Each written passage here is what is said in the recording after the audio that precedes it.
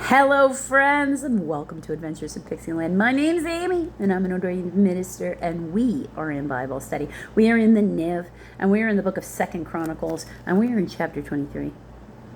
A continuation of Athaliah and Joash. In the 7th year of Jehoiada showed his strength.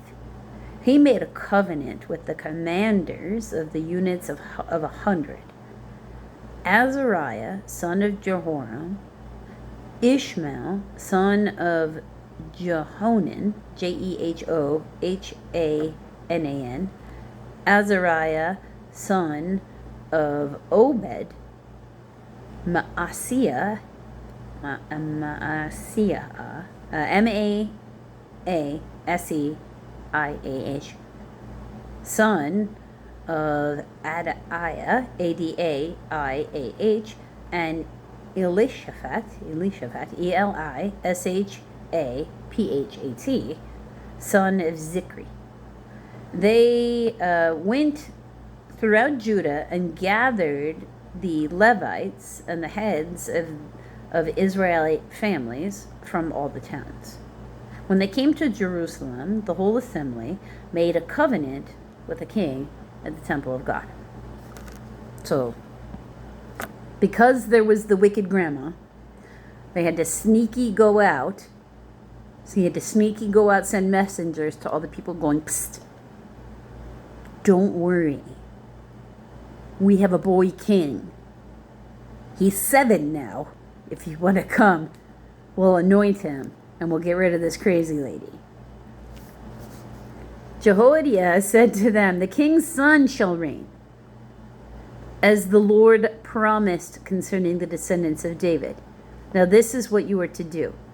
A third of you priests and Levites, who are going on duty on the Sabbath, or to keep watch at the doors.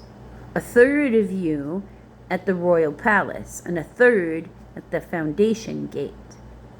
Keep watch so we can get all these people in the temple without her noticing. Goes too much noise, she's going to notice and be like, what is this? And all the other men are to be in the courtyards of the temple of the Lord. No one is to enter the temple of the Lord except the priests and the Levites on duty.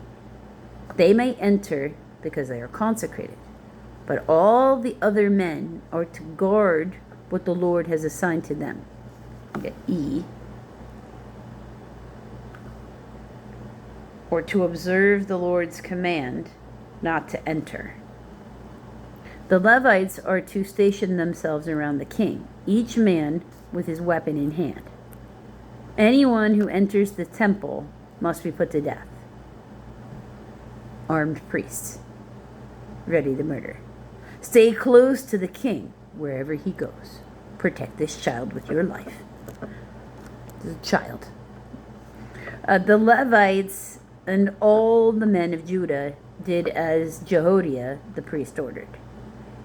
Each one took his men, those who were going on duty on the Sabbath and those who were going off duty, for Jehoiada the priest had not released any of the divisions. Then he gave the commanders of the units of 100 the spears and the large and small shields that had belonged to King David that were in the temple of God. He stationed all the men, each with his weapon in his hand, around the king, near the altar and the temple, from the south side and the north side of the temple. I think, protection against the arrows, let alone if they get close enough. Like if they get through this outer land, like if she manages to have armed forces to get through the outer, circle, we'll have people in the inner circle and be protecting from arrows. Jehoiada and his son brought out the king's son and put a crown on him. They presented him with a copy of the covenant and proclaimed him king. They anointed him and shouted, "Long live the king."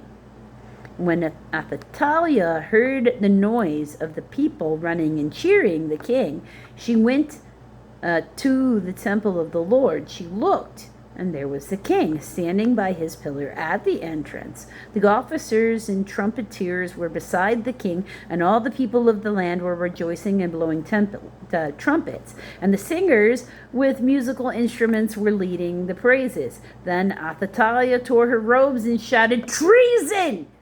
Treason!"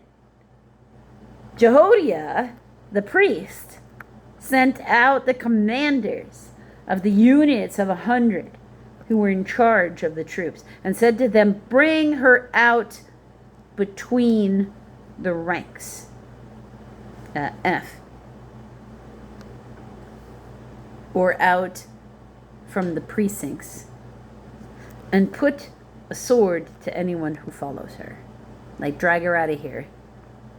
Just basically right out of town. And kill anybody who follows her.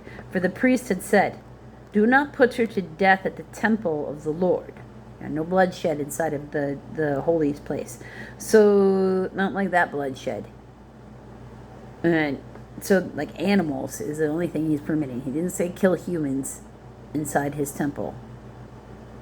That's not his deal. Human sacrifice is not his deal.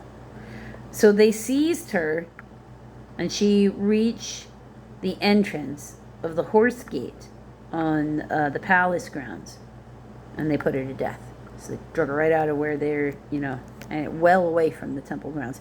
Jehoiada then made a covenant that he and the people and the king, or covenant between the Lord and the people and the king, that they would be the Lord's people. All the people went down to the temple of Baal, Baal, and tore it down. They smashed the altars and idols and killed Mattan, Mattan, the priest of Baal, in front of the altars. Then Jehoiada placed the oversight of the temple of the Lord in the hands of the priests who were Levites, to whom David had made assignments in the temple to present the burnt offerings of the Lord, as it is written in the law of Moses, with rejoicing and singing, as David had ordered. So you have to imagine that during this time of Athaliah, they were not being allowed to worship to the Lord, sacrifice to the Lord, having to sacrifice to the deities that they were commanded to, which apparently was Baal. He also stationed doorkeepers at the gates of the Lord's temple, so that no one who was in any way unclean might enter. He took with him the commanders of hundreds, the nobles, the rulers of the people, and all the people of the land, and brought the king down from the temple of the Lord. They went into the palace through the upper gate, and seated the king on the royal throne, and all the people of the land rejoiced. And the city was quiet, because Athaliah had been slain with the sword. So nobody was willing to die to try to save her from, being killed. I guess they weren't a fan. They didn't want her for a ruler anyway, if they were all so easily persuaded. Right? They must have been unhappy. So, if you want to find out what Joash, the boy king, does next, you're going to have to come back. He's a pretty good king. You're going to have to come back for the next set of videos, friends.